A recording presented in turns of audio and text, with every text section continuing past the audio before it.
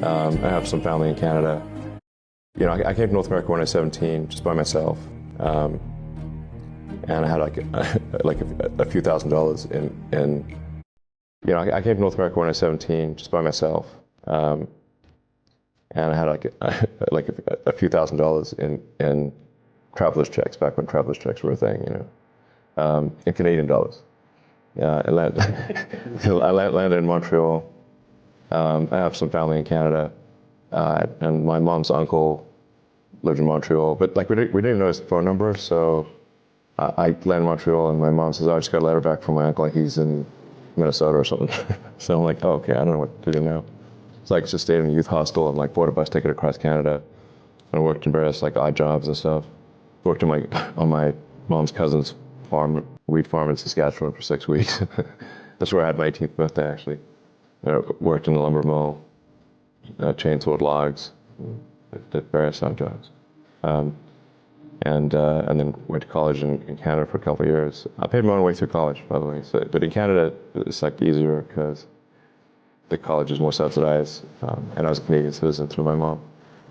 So, and I got some scholarships and loans and stuff, and then I applied to the University of Pennsylvania, and didn't think I'd be able to go because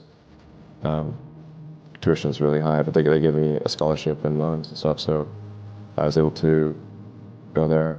I graduated with about $100,000 in student debt, and was going to do grad studies at Stanford, and decided to put that on hold to try starting an internet company. I tried to get a job at Netscape, but they didn't. I'd send my resume and didn't get a response.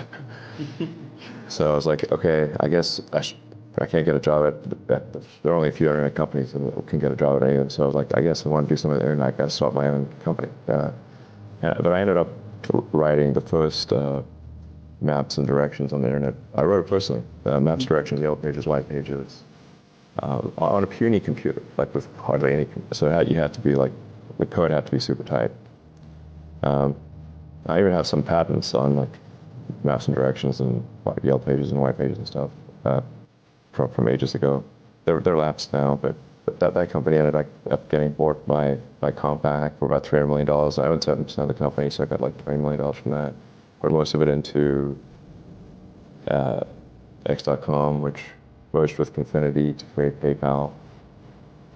And then I got about $180 million from that. And I put all of that into SpaceX, Tesla, and Solar City. So I just basically kept all the chips on the table. Just like, let's play another round. And most people take the chips off the table, or at least some of the chips. And then SpaceX and Tesla ended up being valuable. And my brother, I want to make you share us the experience. We carry you reach Arrow. It's a long story.